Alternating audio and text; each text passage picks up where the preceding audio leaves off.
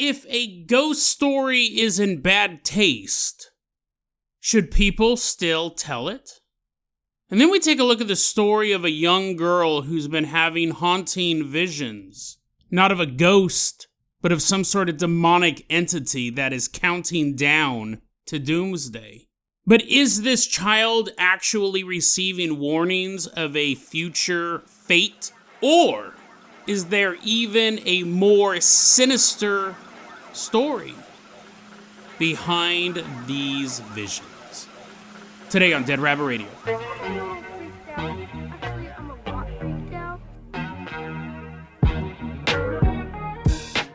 Hey everyone, welcome back to another episode of Dead Rabbit Radio. I'm your host, Jason Carpenter. I'm having a great day. I hope you guys are having a great day too, and I hope you guys are having tons of fun doing whatever you're doing. We got a ton of stuff to cover today, so first off, running into Dead Rabbit Radio Command. Everyone get on your feet and give it up for Meme for Beans. Woohoo! Oh wait, that's not the whole name. Stop your applause. Meme for Beans 317. Woohoo! Yeah, wee! A bunch of beans come rolling in. Gobble them up, guys. Gobble them up. Meme for Beans 317 made a very generous donation during our Thanksgiving live stream special. That is why they are going to be our captain, our pilot this episode. If you guys can't support the show financially through the live streams or the Patreon or the merch store, it's totally fine. It really is. Just help spread the word about Dead Rabbit Radio. Tell your friends, tell your family, tell everyone you know. Dead Rabbit Radio is your favorite paranormal show. That is how you can help the show grow. Okay, Meme for Beans. Let's go ahead and get this party started. I'm going to go ahead and toss you the keys to the Jason jet ski. Everyone climb on board one of our watercraft as Meme for Beans drives us out of Dead Rabbit Radio Command all the way out to Kentucky. Very, very famous state known for its massive waterways.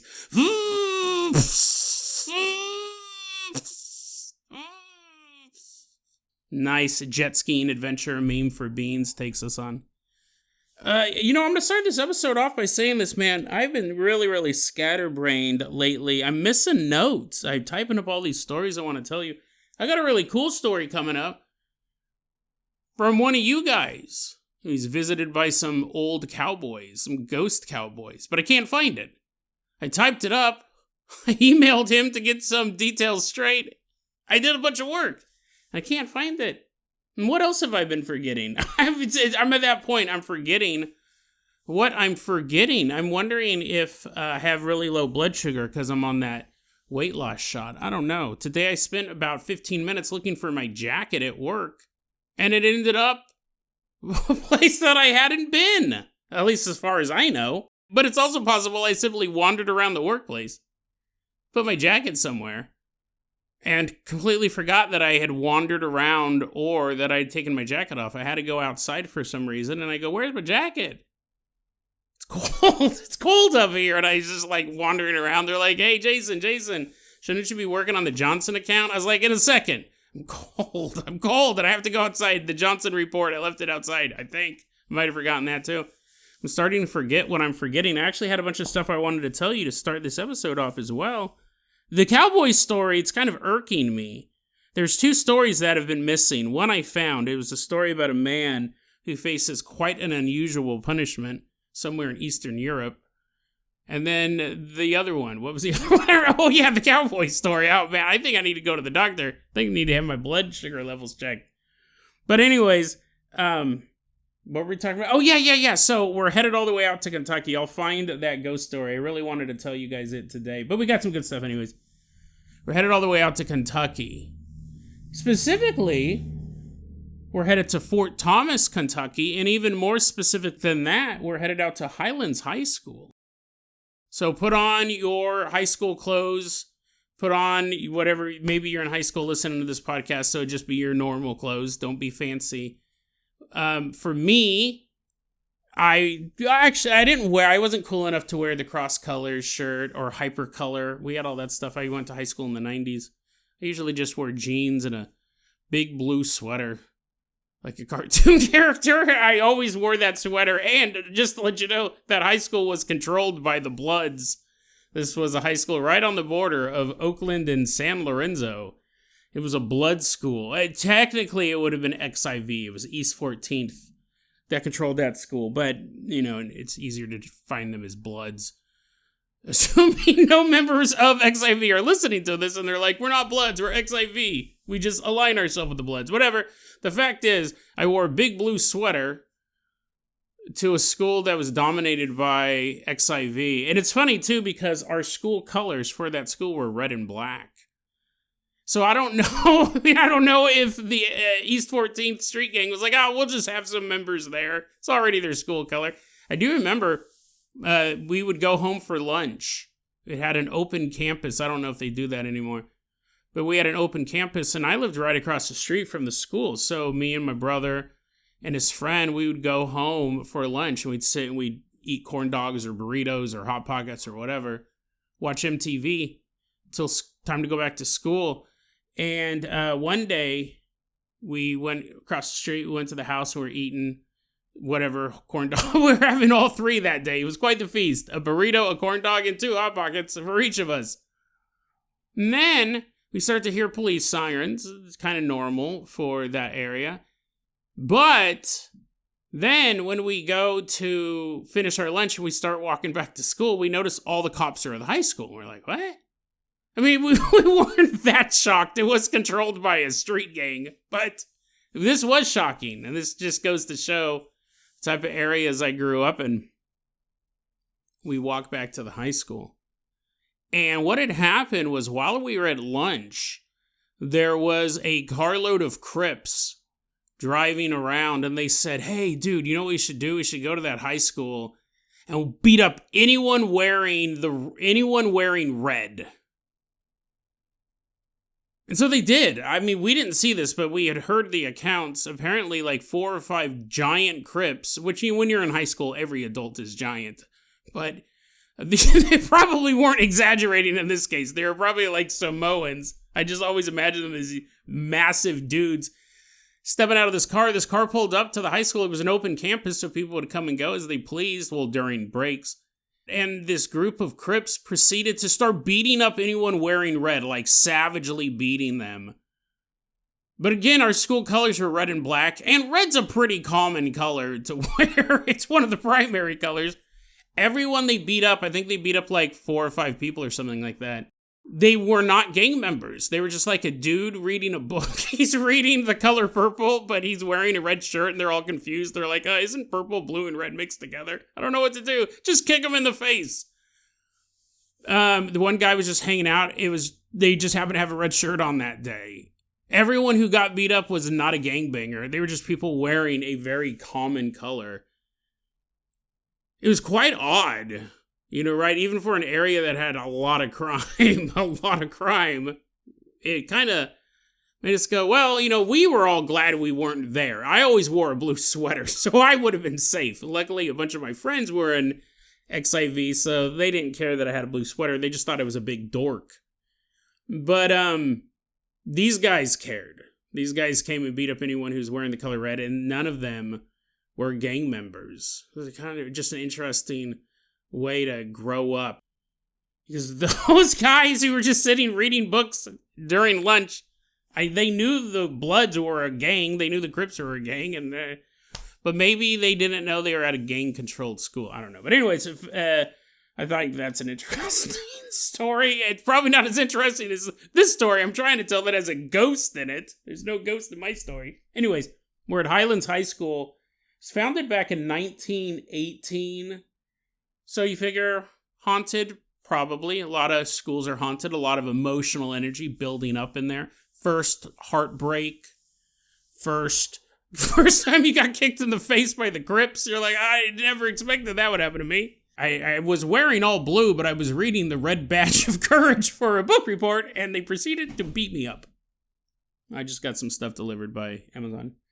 Anyways, but what's interesting about this ghost story is this is one of my favorite type of ghost stories, and they're actually quite rare. There's a meta to it. There's a story outside of the story. But the ghost story itself goes like this. Apparently,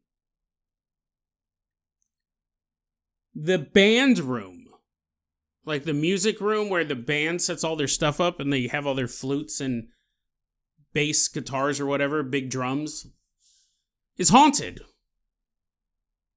It's haunted. Again, makes sense, right? High schools, any school tends to have ghosts. The realm of the artist, all that emotional energy you're pouring into the Star-Spangled Banner, you're playing it at every football game. All that emotional energy going on, it makes sense. Artists, ghost stuff, school, ghost stuff. This is mostly known because of there is a cold spot in the room. And this is a room that's constantly being used by the music band. So they're aware of this stuff. The music teacher is like, yeah, the place is haunted. I mean, if you ever see a flute flying around, it's just a ghost guy. Don't be alarmed. Don't be alarmed that we have proof of life after death in this very room. Your own mortality stalks you every single day. Don't worry about that, guys. There's a cold spot in the room, which, could just be bad AC. If that was all, it wouldn't necessarily be a ghost story. It'd be a story about our schools falling apart. The infrastructure is quite bad in a lot of these places. There's also been sightings of this ghost. And what's kind of creepy is you see this ghost, you're never in the room with him. You won't see him in the room. But if you're outside of the music room and you look through one of the windows, you may see a teenage boy standing inside that room, staring out, looking out to the world he is no longer a part of. But if you go into that room, there's no one in there. One of the more chilling ones, like that would be scary, right? I'm not going to say that's scary to see a dead kid looking at you. You're like, it's nothing. What's Jason have up his sleeve this time? I think this is creepier. There's a room. There's a door in that room, a closet door. And sometimes the doorknob will begin to shake uncontrollably, like someone's really trying to get out of there. I do find that creepier. I find that creepier because it denotes a level of power, being able to manipulate the physical world. And also this idea of someone desperate to get out. It doesn't seem to be a happy ghost. Cold spots, sometimes like wind chimes will move when there's no wind around. I don't know, that could just be the flautist blowing really hard, pushing the wind chimes around. That one's not necessarily spooky to me. It's kind of beautiful, actually, the little music, little wind chime music. But cold spots, chimes, door knob twisting around crazily, a ghost boy staring out, looking at you if you're outside the room. Now, what's interesting about this ghost story is it doesn't make much sense. Or if it does make sense, it's actually more tragic than we would think it would be. Because they know who this ghost is. There's no question about whose ghost is in this music room. They have a name for it. We have a name. We have a date of death. We have a lot of information we don't get with a lot of ghost stories, which I find fascinating. The ghost of this boy, this teenager who's in the room, is David Cecil. He was a junior who attended that high school. They actually know his name, David Cecil. He attended Highlands High School. He was a junior when he died. And he died on November 12th, 1951. But here's where it starts to get pretty interesting and a little creepy, or creepier than a doorknob turning. David Cecil is not a music student. He was never in the band. He was never doing any of that stuff. So why does it seem that his soul is trapped in this room? He's actually the opposite of a music student. What's the opposite of a music student, you ask? A jock. He's a football player, or was a football player, who back in 1951, on November 12th, 1951, during a football game, he sustained a head injury that was so bad, he died the next day. And the stadium at this high school is named David Cecil Stadium. It's named after him. But, oh wait, just looking at my notes, let me go back. The ghost wasn't like the creepiest part of the story. You said didn't happen. Oh, hold on. Let me look back. I looked back at my notes here. Apparently, the closet door does not have a doorknob or a lock. This is creepier if you think about it. It doesn't have a doorknob or a lock. The entire door shakes violently as if someone's trying to get out. It's a door that doesn't have a knob or a lock? Are you sure your notes are right? Are you sure you didn't forget how to read English? I'm pretty sure. It's a door with no knob or lock, apparently, but it shakes uncontrollably. That's scary too, right? That's even more scary. What's harder to shake? A doorknob or a door? The entire door. But anyways, David Cecil, a real person, he died during a football game at this stadium. Now, he haunts the music room. Not the football stadium, not his home, not the hospital where he died. He haunts the music room. Now, there is a thing. That music room did used to be the locker room, which was then converted into the music room. It would be one thing if he was haunting the locker room, being with his bros year after year after year. You know, even though he can't play football anymore, he can sit there, his ghost in the locker room, can hear all of the players going, dude, could you believe the defense that Coach Grady has for us? That's insane. Yeah, but you know what's even more insane? Those hot cheerleaders that keep trying to ask me out. Oh, yeah, man, who are you going to date first? And in the back of the room, David Cecil's ghost is like, yeah, this is what I'm here for the rest of eternity. High school boys posting. This is awesome. But, you know, we talked about this before a long time ago. The Walmart here in town is haunted. It's apparently haunted by someone who's in the automotive section knocking things over. All of the employees they don't do overnights anymore there, but when they did do overnights, people hated working in that part of the store because weird things would happen. That entire part of the store used to be the fabrics and crafts area, and that wasn't haunted. The people who stocked stuff over there never noticed anything. My theory was that someone died and they really loved that section of the store because it was massive. Any fabric and or craft that you could possibly think of, they had. It was mostly sewing. It was mostly fabrics, but, you know, they had like collage books and stuff like that. I figured someone died and that was their happiest place and they decided to haunt that part of Walmart. And then when the Walmart changed that entire back half to become automotive, that ghost was pissed off. It was no longer a peaceful place. It was a place full of motor oil and handlebars or steering wheels or whatever. So that could be the same thing with David Cecil. It was the locker room and he was happy being there.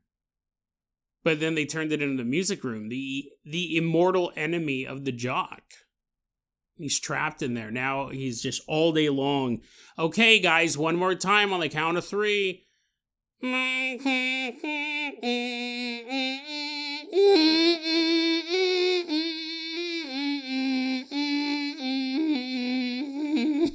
guy's like, perfect.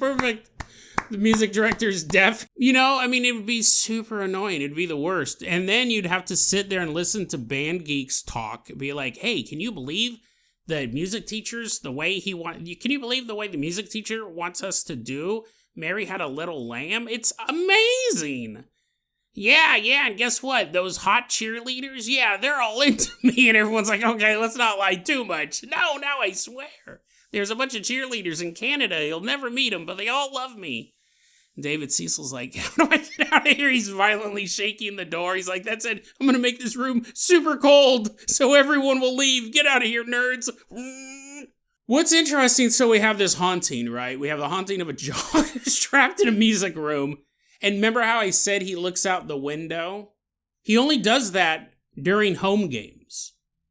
You won't see the ghost any other time. You may experience the shaking door, you may experience the cold spot, but it's when the Highlands High team is playing a home game.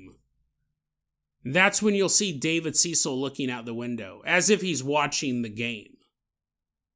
There's some ghost hunters there. He's all, get out of the way! Oh man, I missed that play. That's it. I'll make you super cold.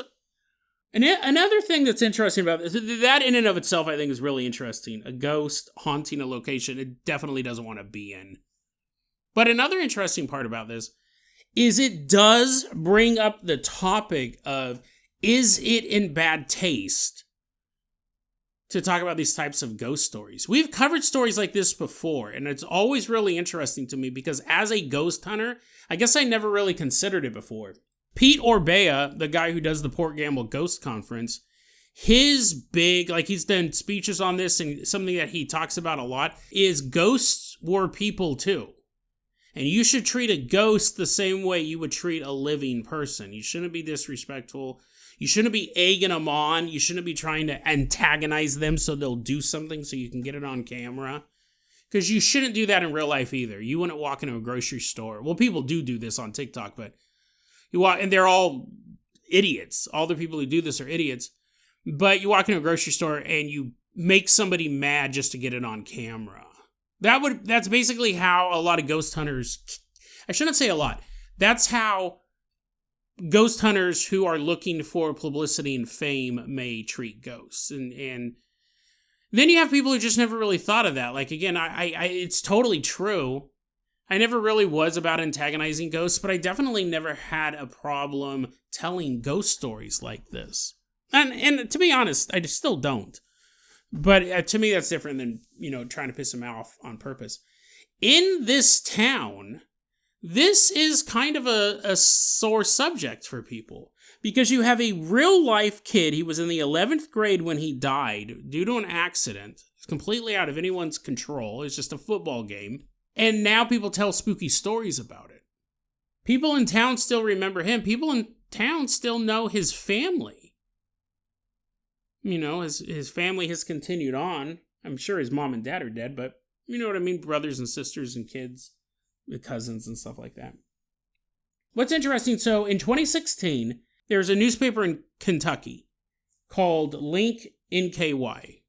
And they did a write-up about David Cecil dying back in 1951. And they give you all that information and they say, he died. They named the stadium after him. That was pretty much the whole article.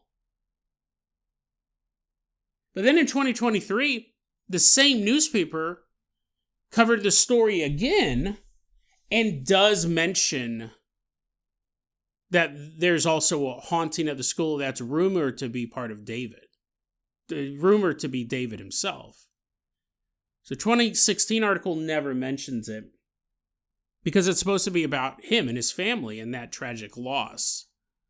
And you'll see that with other newspapers. Some newspapers will cover it. Like the Courier Journal, that's a newspaper in Louisville, Kentucky, they covered the ghost stories, and it was actually about different hauntings in the area. Because, a lot of times newspapers will put these out around Halloween. They never refer to the name of the ghost. They just call him the athlete. Even though it was very clear the people in that town knew who the ghost was. The newspaper didn't want to say, we think it's David Cecil, because it's a real-life person who died, and people in town know him. The stadium's named after him. They don't want to run his name as a puff piece in a spooky October issue of a Kentucky newspaper. So I find that very interesting. We've covered that a couple times. One of the most notable ones was there was a story about a graveyard that had a witch in it. Like they said, if you go to this gravestone and you sit on it for 20 minutes or whatever, the ghost witch comes out and gets you. Whatever the case is, I don't remember the specifics, but I do remember this. That witch's family still lived in town, and they said she's not a witch. That family, decades later still lived there, and they go, quit saying that my ancestor, or however far back it was quite far back, was a witch. She wasn't a witch. She was never a witch. She wasn't even accused of being a witch. She was died of some disease. But this story had started and kids now made a connection between that grave and all of these evil stories that the person in the grave had supposedly done. And every time one of these ghost stories pops up on the Shadowlands.net or gets published in a local newspaper or a YouTube video or whatever, the family comes out swinging and says, quit saying they're a witch. They're never a witch. And so that's what's interesting, right? We have a real person who died to make this phenomenon possible. And people tell that ghost story. This one's more real than the witch one. Because they said the grave's not haunted. That's what a witch would say, but the grave's not haunted and she was never a witch. This one, it's kind of, if this one's interesting because it is haunted. The school is haunted, and people say it's David. And people know who David Cecil is because the stadium's named after him. So you can't tell the story without really connecting all the dots. And when a newspaper does, they just say the athlete, an athlete. They don't say his name because it was a real person. So I find that very interesting in ghostology, in the paranormal research realm, or even just the paranormal reporting realm, talking about these things. Where do you draw the line? Should the name be given? I do think it should. I think that helps back up the story. Because then you can go, we've covered stories, and I looked and I've never found anyone to die in this high school or this theater or whatever we were covering. But it seems to be haunted. This one we can go, no, a student did die there. It would make sense that his ghost would appear during home games. But, I mean, do you feel it's in bad taste if people are talking about the ghost of John Benet Ramsey? Which is funny, now that I said that, I don't know if anyone's ever claimed that. I remember we did an episode where people are claiming John Benet Ramsey was either Katy Perry, and it was all fake, she wasn't actually killed, or that John Benet Ramsey was some sort of AI construct. I think that she was like she was the first attempt to fool people with AI, that she never even existed in the first place. An interesting conspiracy. I'll put the episodes in the show notes, but if people were walking around telling a ghost story about John Benet Ramsey, would it be in bad taste? We all know what happened to her. We don't know who killed her, but we all know the horrible details of it. And then people say in the neighborhood, they wake up in the middle of the night and there's a little girl dressed in a pageant dress standing at the edge of their bed going, "Where's mommy? Where's mommy?" Like, whether or not that ghost story is true, is it in bad taste to even talk about it? I don't think so. I personally don't think so. But I could see how other people could get really offended by it. But if you get offended by science, I mean, that if you're offended that you put fluid in a beaker and go, eureka, I've made this delicious acid. I'm assuming it's delicious. I'll never taste it myself. And someone kicks down the scientist's door and goes, "You can't use those beakers. Those beakers are offensive to me." You're like, Jason, that's the most straw man argument ever. There's a huge difference between getting offended by beakers, whatever that means, and not telling stories about John Benet Ramsey's ghost lost and screaming in your pitch black bedroom. There's a bit of a difference. Okay, maybe there is. But an interesting story nonetheless. I find it really fascinating. Good news, bad news, everybody. So, bad news is I don't have enough time to tell the story I was planning on telling, and I actually don't even remember what the story was. You go, Jason, get your brain checked out. No. This is hours later that I'm recording this part, and I don't remember what the second story was.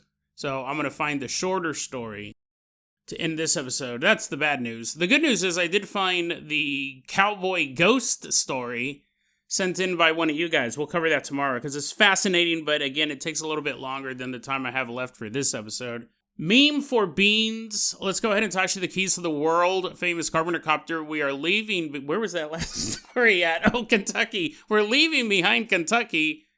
It's a home game, and we look and we see David Cecil's. I barely remember it. I've been playing Battlefield for 2 hours. We're leaving behind Kentucky. Let's wave goodbye to David Cecil as he's watching the home game. It's terrifying. Haunting. We're leaving that behind.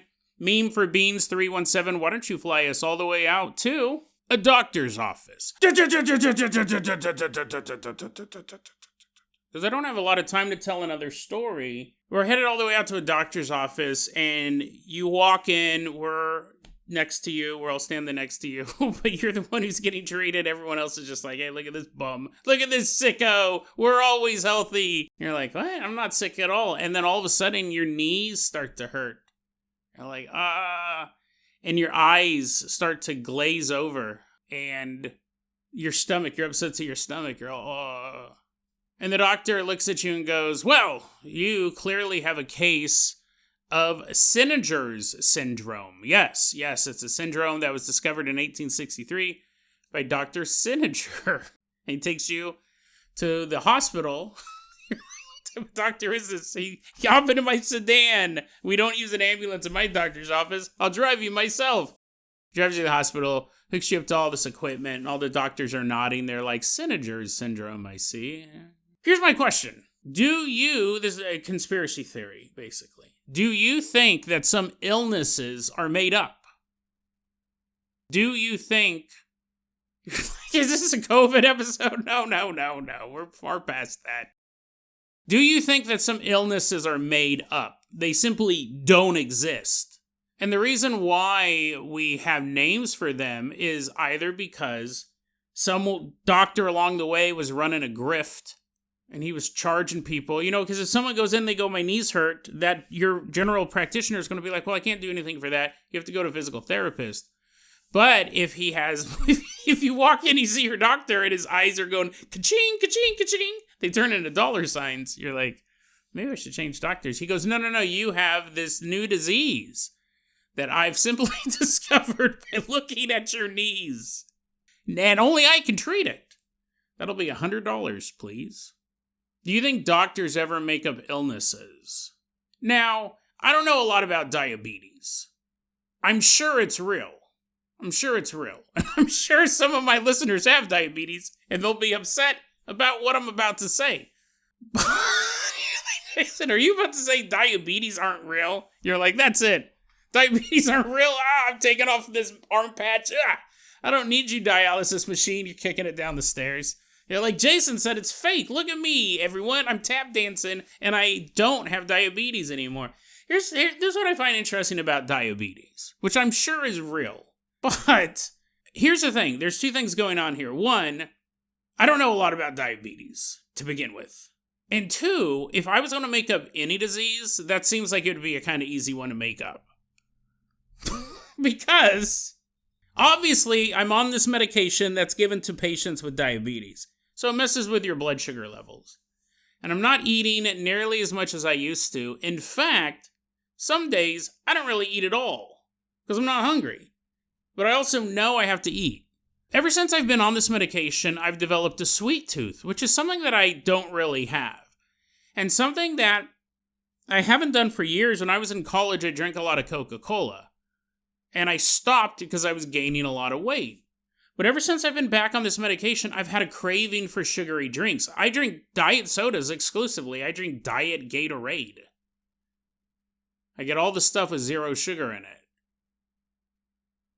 But ever since I've been on the Zepbound, I've been craving Coca-Cola, so I'll have a Coca-Cola.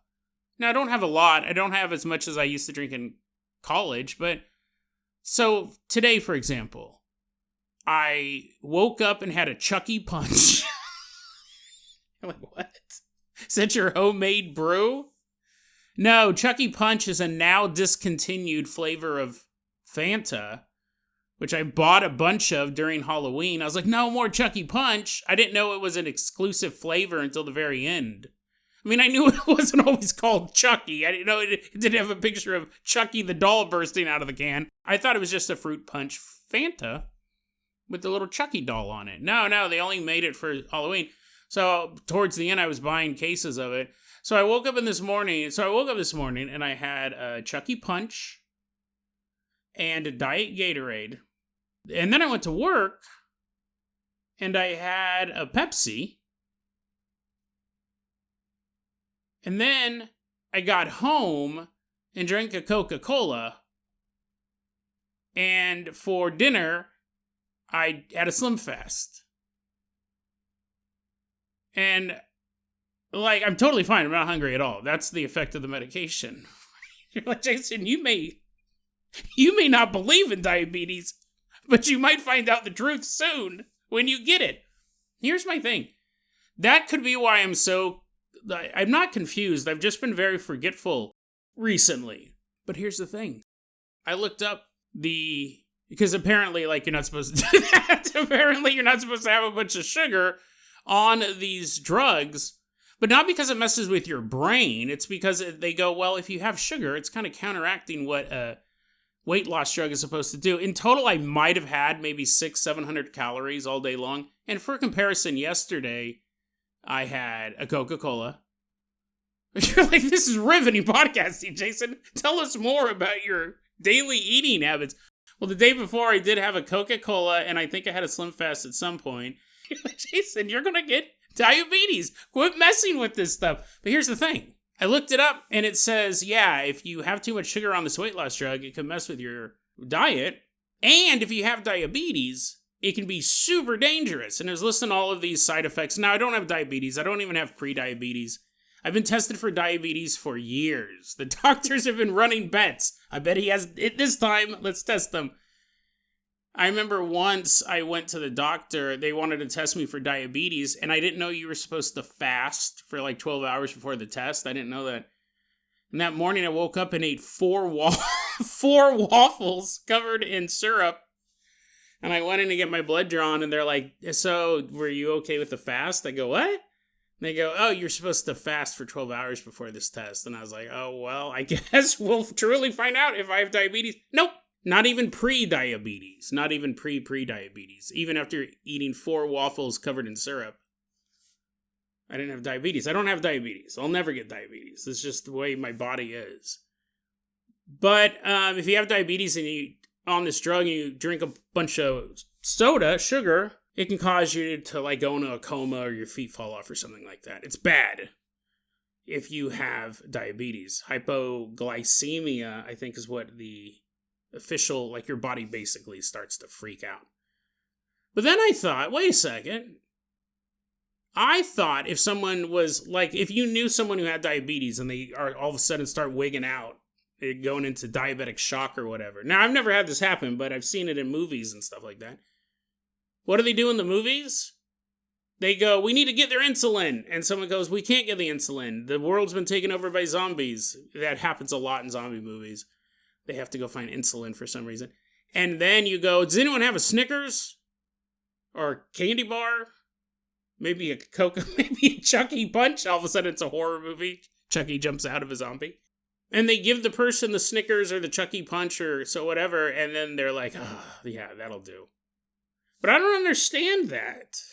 I don't understand that scene in a movie. Therefore, it doesn't exist in the real world. Diabetes is a plot device. It's not real. No, diabetes probably is real. Probably, right? I would say I'm 99% sure it's real. But here's my thing. This is what I'm getting at. Because I'm just reading about diabetes. And I go, what? This doesn't make sense. Do I give them a candy bar or do I not give them a candy bar? Jason, call 911. It's not a zombie movie. If you don't know what to do when someone's all freaking out for diabetes, just call a doctor.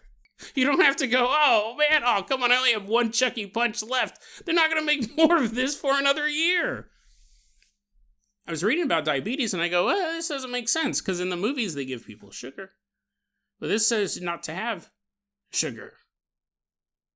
So I was like, what? I don't get it.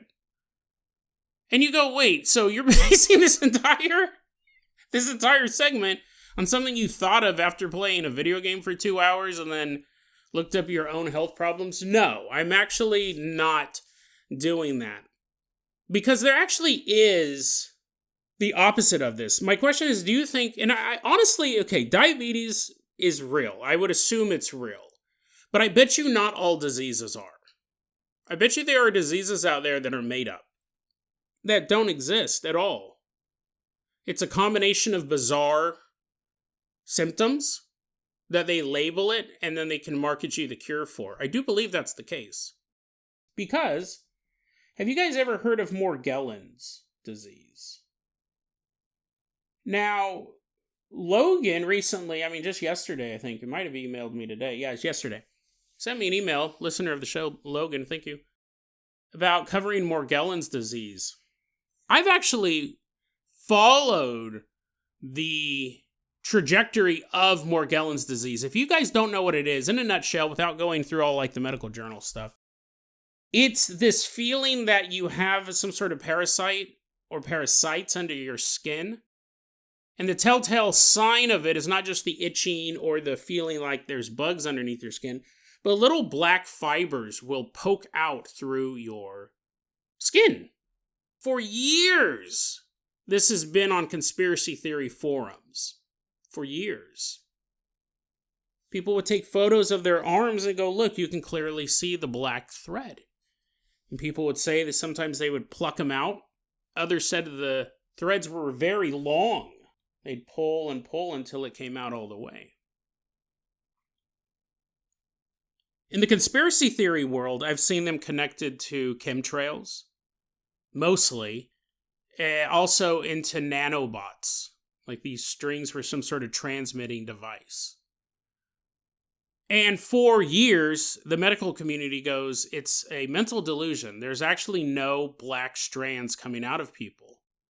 The photos that are being shown are fake or misidentified. These people have a mental health problem, not a physical health problem. Now, like all conspiracy theories I come across, I really looked into it. This was years ago. This was way before the show. And I looked into both sides of it. I would read what the medical community was saying about it. I'd look at the photos and I'd read the firsthand accounts. And I came to the conclusion that I don't really know what the truth is, but it probably is a mental health thing. And then I kind of just put it to bed, because that wasn't necessarily a conspiracy theory I was super intrigued by. None of it really appealed to me, so it didn't really stick. So I had my eyes off the ball, the Morgellons ball, for years. And then, I don't know, maybe 5, 6 years ago, maybe longer, maybe 10 years ago, I realized something. The medical community was now saying, well, in some cases, Morgellons is real. And I go, what? Yeah. It's a split in the medical community. And it really comes down to who your doctor is. Fascinating. What other type of illness? It's the same thing with schizophrenia. They don't have a test where they can prick your finger and pull out a vial of blood and then hold it up to the light and go, schizophrenic blood. No, that's how a lot of psychiatric conditions are. You observe the person and then you diagnose them. Then there are other things that you can actually run tests for. Diabetes, for example. Cancer. The flu.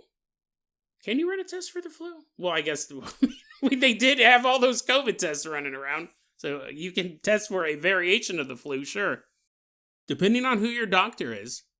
One may say, hey, listen, there's been a lot of studies done on Morgellons. It's not real. What you're having is a psychiatric moment. You're actually losing your mind. And even if you said, no, look, you can see that. You can see that. See that little hole right there? See that little fiber? I can see it. That doctor would look and go, that's dirt. That is a little piece of your sweater, a little piece of fiber. Here, let me pull it out. Boop.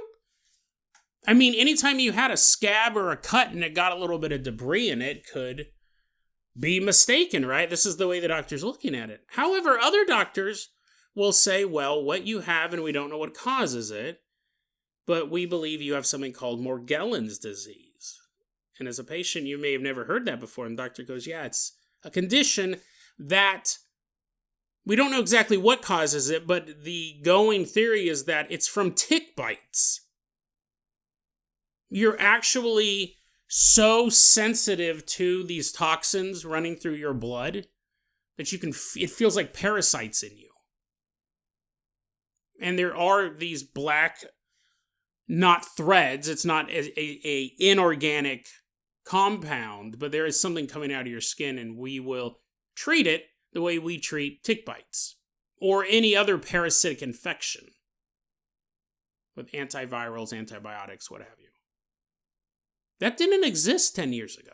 There was a very, very strong stand by the medical community saying we are going to treat Morgellons as a mental health crisis. Now, the medical community is split on it. And what I think happened was more doctors were seeing patients in person, as opposed to just photos online. You have a patient come in and go, well, I don't have Morgellons, but I think I might. And look at this website and look at the doctor's going to be like, this is all misdiagnosed or it's outright fake. So, I mean, we know the medical community, the scientific community can come to different conclusions over time, but this was quite an odd one for me. They were so firm that this was not a disease. This was a mental disease. And some doctors would prescribe you medications for Morgellons disease was actually an antipsychotic, which is controversial in and of itself. Should you be honest to your patients? Yeah. But if you feel the antipsychotic will cure a condition, but you know they won't take the antipsychotic because they're not crazy, do you say it's something else? I would imagine that's illegal. But there have been rumors that doctors have done that as well. Well, you go, Jason, that's kind of not the same thing, right? You're not saying they're making up the disease. You're saying that some doctors have come around to recognize this as a disease. It's a bit different than making up a disease wholesale. But kind of what I'm getting at is it's interesting because it shouldn't be half the doctors believe it now and half the doctors don't. Or whatever the breakdown is. I'm sure most doctors don't even know what this condition is, but doctors who have seen it or studied it, some believe it, some don't. It's either real or it's not. It's either a diagnosable disease or it's not. And if you can do this with Morgellons, which has physical proof, what about things like schizophrenia, that it's just observational? And people go, well, what if we lump all of these symptoms together, call it schizophrenia, and we can build an industry around that? Now, listen, I'm not saying schizophrenia is fake. I'm just using these as examples. In fact, I would say probably 99.9% of the stuff we've heard about is real. The diseases we've heard of are real. But I bet you there are made-up ones. And just like the people who claim they have Morgellons, it's one of two things. It's made up because it is misdiagnosed. It's actually the person suffering from 2 or 3 separate illnesses, but it's all kind of brought into one under one name, and it's hard to treat. And the doctor, I know, what's that one thing? There's a certain type of pain. There's a certain type of fibromyalgia. Now, I don't know if this is true, but I remember reading this a long time ago, and I know science, does more research and stuff. Fibromyalgia is basically a medical term for we don't know why you're in pain, but you're in pain. And we're going to treat the pain. They don't actually know what the underlying... Now, again, this may be wrong. I probably could check this, right? This is all off the top of my head, this whole segment. You could... I probably should. While I'm editing, I'll check it. If I'm wrong, I'll add something in. But I've heard that it's actually an umbrella term for undefinable pain, or pain coming from an unknown origin. Is it nerve pain? Is it whatever, muscle pain or whatever? It's a pain that you can't clearly say this is pain because your kidney hurts, because you have a kidney stone. This is pain because you have a broken bone. This is pain because you're having a migraine. It basically is they have pain over their body. We don't know what causes it, but we're going to treat the pain. So they named it this. Now, it actually, people who come in and get diagnosed with this, they may have a specific type of pain of a specific origin that the doctor can't figure out and wants to treat the pain, so he puts it under this umbrella. That's kind of what I'm talking about. Do you think doctors have made up illnesses? And there's 2 reasons why. One, it's misdiagnosed, it's something else, or a series of things that when combined together appears novel. You haven't seen it before, but really if all 3 or 4 things were treated, it would be much better for the patient. Or it just could be outright fraud. I'm sure there are doctors, especially doctors in the mental health field, who have made things up and become experts on it. Why wouldn't you, right? There's grifters in every industry. So why not doctors? There's bad seeds in every industry. And you wouldn't have to put it in some big medical journal. You probably wouldn't, so it wouldn't be peer reviewed. But you would definitely diagnose a bunch of your patients with it. It doesn't exist. They just made it up. Oh, you got Towny lung. Dr. Towny discovered it back in 1823. It's where you get a cough. You get a cough every winter, but it's not like a normal cough. It's like a debilitating cough. You might have to take some days off of work each month because of this cough. That's what you have. Luckily, I have the remedy for that. Actually, now that I just said it like that, we know this is what the old snake oil salesman did. I was all like, I wonder if people have been doing this for hundreds of years. So I'm sure they do it now. Diabetes is real. Schizophrenia is real, all that stuff, but I bet you there are ones that are made up. I've always been wondering about restless leg syndrome. Like, that is a thing. I'm not saying right now as you're listening to this, you're little tap dancing, doing a little tap dance. I'm not saying the physical sensation isn't real, but restless leg syndrome could be a bunch of different things thrown in a pot, and it's called a certain syndrome so they can market a certain type of medication to you. I wonder how prevalent that is in the medical industry.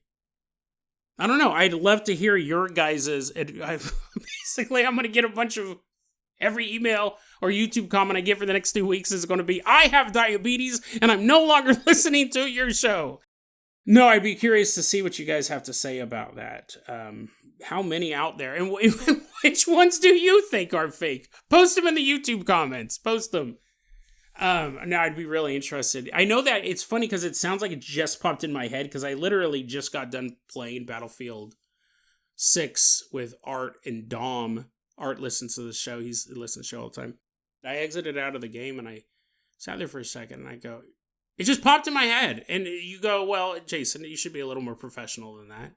You said you didn't have enough time to tell a story about ghost cowboys. Would it have been shorter than the rant you just went on? Probably. But again, it just kind of popped in my head. And Logan had sent me that Morgellons email because he goes, I don't think you've ever covered it before. And then he's right, I haven't. But it's kind of a serendipitous thing because I was researching the diabetes stuff. I got his email. And yeah, I mean, I don't know a lot about diabetes. So it's all doesn't make sense to me. And considering most of my diabetes information comes from scenes in zombie movies where they need to get insulin and they can't, so they feed the woman a candy bar. It does sound weird to me. Then what cures it? Is the insulin made of sugar? Like, I thought it was from low blood sugar, so you should get your sugar higher, so I'm going to feed you candy bars. But then why is it if I have diabetes and I'm on Zepbound and I'm drinking too much Coca-Cola, it says that it can cause me to have low blood sugar? I don't get it. And here's the thing. This is the way conspiracy theories start. We're going to separate in two separate things, then I'm going to leave you alone for the rest of the day. One is, I do believe diabetes is real. But the second thing, and I do believe there are probably illnesses that are made up. So we have that in one bucket. But the other one is, I also wanted to say this because I'm not joking. I really don't know a lot about diabetes. And I did think, well, wait a second, this doesn't make sense. But this is an interesting, I kind of want to end it on this. This conspiracy theory, again, it's two different parts. One, do doctors do it? I believe that it is. But let's focus on the thing about diabetes. And I go, this doesn't make sense. Is diabetes real? That comes from a place of ignorance on my part. I don't know a lot about diabetes, and I look at things and I go, that doesn't make sense. Now, I know diabetes is real. But this is how a lot of conspiracy theories start. It's ignorance on the part of the person posting it or talking about it. They don't have all the information, and two details don't make sense, and therefore they start to think, well, I see this a lot in the Mandela effect community. Apparently, Helen Keller flew an airplane. And they go, that's not real. Helen Keller, famously the blind, deaf, mute girl, did not fly an airplane, but in this reality, she did fly an airplane. And if that was true, I would have known it. Because it's such an absurd fact. So I go, what? I didn't know that. So I researched it. Helen Keller did fly a plane. Now, obviously, she had her hands on the steering wheel or the joystick or whatever. And someone else had their hands on Helen Keller's hands. And they guided the plane. It clearly says that when you look up, did Helen Keller fly a plane? But a lot of the Mandela effect issues come from, I should have known that. And I don't, therefore it's fake. Stuff like the Berenstain Bears being misspelled, C-3PO's silver leg, those are very odd things that people, including myself, remember differently. That scene in the James Bond movie where Jaws, the metal-mouthed freak smiles at the hot girl, and she smiles back, and she has braces, and it was this funny moment. I remember seeing the movie in the theater because he had metal teeth, she had braces, she was also a bad guy's assistant. That scene doesn't play out like that. The girl doesn't have braces. He smiles at her with his metal teeth, and she smiles back. But I remember that people laughed because it was funny. Because it was kind of the same thing. She had braces, he had metal teeth. I had concrete memory, and I remember that going way back. That's one thing. But there's this other thing saying, like the pangolin, that armored creature, I guess is in Asia. When that came out, because people said that could have caused COVID, along with the bat soup, pangolin brisket or whatever. People said that's not real. That's not real. I've never seen that creature before. That's made up. That's made up. But we don't know everything. No one's ever going to know everything. You don't know every creature on the planet. Mandela effect, a lot of time they go, look at this weird creature. I think that's new. I think that creature's been Mandela affected into our world. A lot of conspiracy theories come from ignorance. You don't know all the details. You might kind of research it. Maybe you don't, and you draw a conclusion. So that's kind of why I wanted to talk about that as well. It's very easy to not know anything about diabetes and therefore start to go, well, I don't think it's real. It's very, very thin line. I do think diabetes is real. I don't know a lot about it. I think that if you found someone who didn't know a lot about diabetes as well, you could probably convince them it wasn't real. And they probably would kind of research it, but maybe not. And they would just go, well, that makes sense. Medical community's a bunch of frauds anyways. Very interesting, right? When you come from a place of ignorance, it's very easy to make logical mistakes and then to really not care about the issue at all. I don't have diabetes. I'll never have diabetes. It's not going to affect me in any way, shape, or form. So whether or not I believe diabetes exists, it wouldn't bother me. So a lot of conspiracy theories come out of that ignorant moment. It's good. Obviously, I know that I'm ignorant about diabetes. But again, I don't really care. I'm not going to go research it. Someone's going to email me a bunch of stuff and I go, I really don't care. I hope that everyone who has diabetes is doing okay. I hope they're doing fine. I'll have a Snickers or maybe not waiting for you, depending on what will actually help you in a time of need. But interesting segment. Break it down in a bunch of different ways. And it was just something kind of fun to talk about. I thought it's kind of an interesting note. A little bit of conspiracy theory, a little bit of real conspiracy theory, a little bit of one that I made up on the spot. Or did I? Is diabetes real? Now you're thinking about it, right? You're like, I don't know. I'm going to go to my doctor again and say, I don't need this insulin anymore. Jason made a very convincing argument. Hopefully I did not. Hopefully you continue to take insulin. What is that? Like sugar water? I don't know. I don't know how it works. deadrabbitradio@gmail.com is going to be our email address. You can also hit us up at facebook.com/deadrabbitradio. TikTok is @deadrabbitradio. Dead Rabbit Radio is the daily paranormal, conspiracy, and true crime podcast. You don't have to listen to it every day. I'm glad you listened to it today. Have a great one.